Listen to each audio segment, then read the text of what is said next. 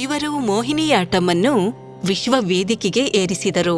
ಕಲಾಮಂಡಲಂ ವಿಮಲಾ ಮೆನನ್, ಪದ್ಮಶ್ರೀ 2026. ಭಗವಾನ್ ವಿಷ್ಣು ನೆಲೆಸಿರುವ ಆ ಕ್ಷೀರ ಸಾಗರದಂತೆ ಕಲೆಯು ಅನಂತ.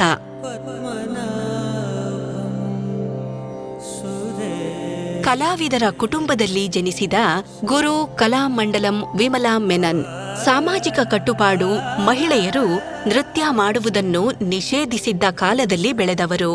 10ನೇ ವಯಸ್ಸಿನಲ್ಲಿಯೇ ವಳ್ಳತ್ತೋಳ್ ನಾರಾಯಣ ಮೆನನ್ ಅವರನ್ನು ಭೇಟಿಯಾದರು. ಅವರು ಕೇರಳ ಕಲಾಮಂಡಲಂ ಸೇರಲು ಪ್ರೇರೇಪಿಸಿದರು. ಸಾಮಾಜಿಕ ಕಟ್ಟುಪಾಡುಗಳನ್ನು ದಾಟಿ ಅವರು ಕೇರಳ ಕಲಾಮಂಡಲಂನಲ್ಲಿ ತರಬೇತಿಯನ್ನು ಆರಂಭಿಸಿದರು. ಹೀಗೆ ನೃತ್ಯ ಕಲೆಯ ಮೇಲಿನ ಅವರ ಜೀವಮಾನದ ಪ್ರೀತಿ ಪ್ರಾರಂಭವಾಯಿತು. ಮೋಹಿನಿಯಾಟ್ಟಂ ಅವರ ಪ್ರಪಂಚವಾಗಿತ್ತು.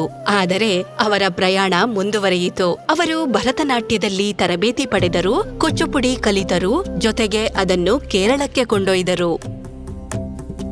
ಶೀಘ್ರದಲ್ಲೇ ಗುರು ಕಲಾಮಂಡಲಂ ವಿಮಲಾ ಮೆನನ್ ಕೇರಳ ನಾಟ್ಯ ಅಕಾಡೆಮಿಯನ್ನು ಸ್ಥಾಪಿಸಿ ಮೋಹಿನಿಯಾಟ್ಟಂನ ಸುಧಾರಣೆಗೆ ಕಾರಣರಾದರು. ಅದನ್ನು ಏಕವ್ಯಕ್ತಿ ಕಲೆಯಿಂದ ಗುಂಪು ಪ್ರದರ್ಶನಕ್ಕೆ ಪರಿವರ್ತಿಸಿದರು ಮತ್ತು ಪುರುಷ ಪಾತ್ರಗಳನ್ನು ಸೇರಿಸಿದರು.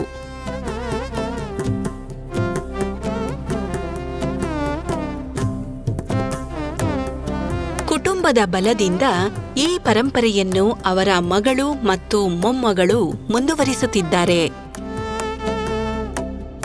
ಮತ್ತೀಗ ಅವರ 84ನೇ ವಯಸ್ಸಿನಲ್ಲಿ ಕೂಡ ಮೋಹಿನಿಯಾಟ್ಟಂ ಅನ್ನು ಜನಪ್ರಿಯಗೊಳಿಸುವ ಜವಾಬ್ದಾರಿಯನ್ನು ವಹಿಸಿಕೊಂಡಿದ್ದಾರೆ.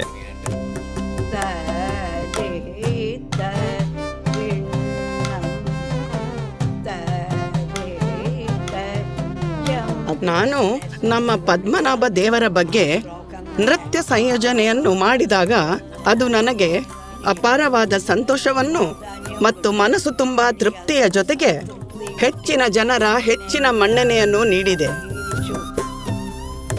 ಮತ್ತು ಈ ದೀಪವನ್ನು 10,000ಕ್ಕೂ ಹೆಚ್ಚು ಶಿಷ್ಯರು ನಂದಾದೀಪವಾಗಿಸುತ್ತಿದ್ದಾರೆ.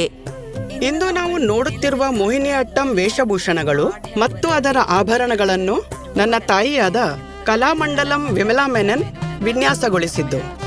ಅವರು ಮೋಹಿನಿಯಾಟ್ಟಂಗೆ ಕೇರಳದ ಸಾಂಪ್ರದಾಯಿಕ ವಾದ್ಯಗಳನ್ನು ಪರಿಚಯಿಸಿದರು.